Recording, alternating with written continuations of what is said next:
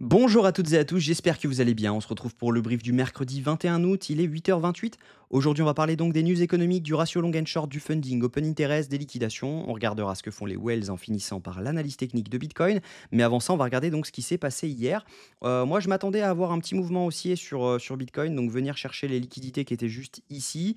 Donc c'est pour ça que je n'ai pas call de short sur Bitcoin. En revanche, on a short Solana. Donc la seule erreur de ce trade a été, de mettre un SL un peu large, mais parce que je prévoyais une liquidation sur Bitcoin à la hausse. Donc par conséquent, on aurait pu venir liquider également sur Solana à la hausse. C'est pour la raison pour laquelle donc j'ai mis un stop loss qui était, assez large. On est rentré juste ici, c'est parti assez rapidement. Donc si jamais on avait mis le stop loss ici, le RR aurait été bien plus intéressant. On a fait un RR de 1, bon bah voilà, ça reste du profit. Il n'y a pas de petit profit, mais voilà, on a clôturé exactement sous cette mèche-ci.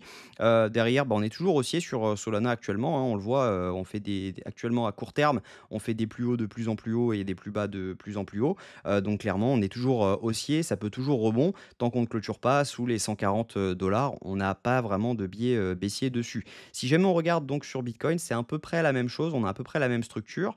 On est actuellement dans la zone OTE du mouvement haussier des derniers 2-3 jours. Donc on voit là ici on avait fait donc un boss juste ici.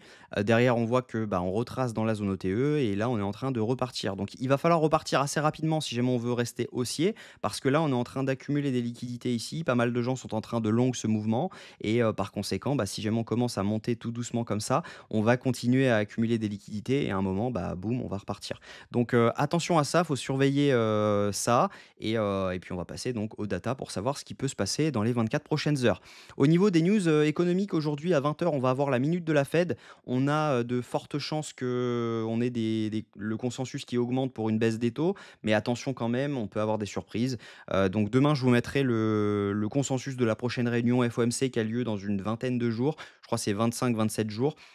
Je l'ai plus en tête, on regardera ça demain et normalement, bah, voilà, il devrait y avoir pas mal de mouvements à 20h parce que, ça c'est quand même une news assez volatile. Si jamais on regarde le ratio long and short, on a une grosse augmentation du nombre de longues sur les dernières 24 heures. On est à 65 de longues pour 35 de short, donc clairement, c'est uniquement sur Binance, mais voilà, ça augmente le biais, baissier sur les prochaines, semaines à venir, prochains jours à venir, donc attention quand même, là-dessus.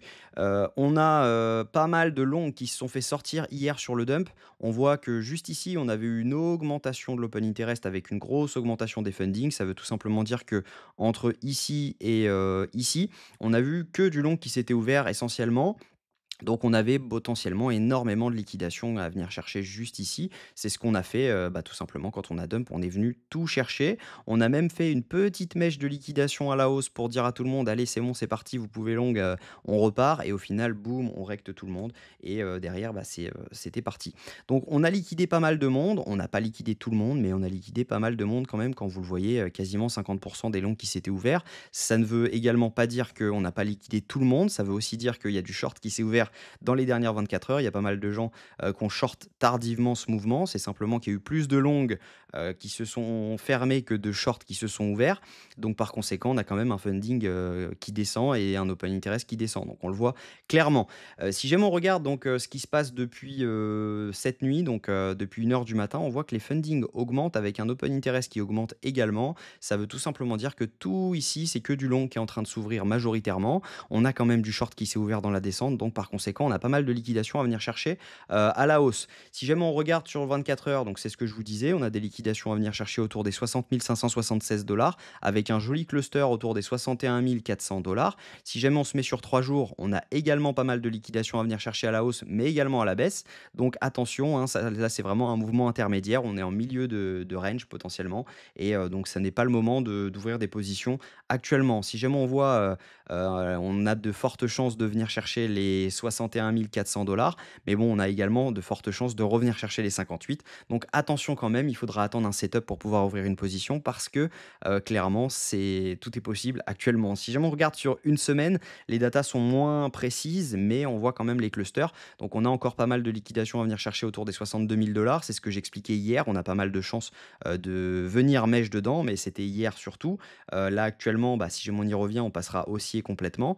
Donc attention quand même, on peut à mon avis continuer ce dump parce que quand vous regardez les liquidités qu'il y a à venir chercher rien qu'aux 55 000 même aux 57 000 $, il y a de fortes chances, d'y venir. Donc, attention quand même.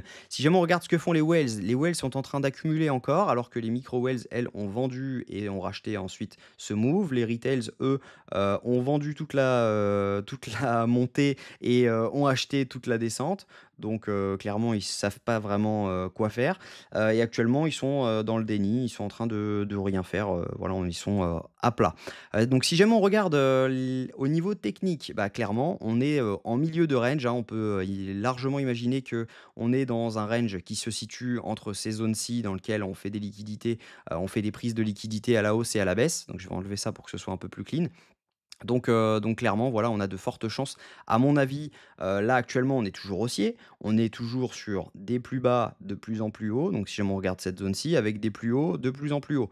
Donc clairement, on est toujours haussier à moyen terme. On est baissier à non, on est haussier à court terme et on est baissier à moyen terme. On le voit, hein, clairement, quand on regarde, cette data, on est toujours, baissier. On fait toujours, des plus bas de plus en plus bas avec des plus hauts de plus en plus bas. Mais voilà, à court terme, on est haussier. Donc ça n'empêcherait pas de passer haussier maintenant, à moyen terme et de venir chercher les zones, qui sont entre les 63 450 et les 64 000 $.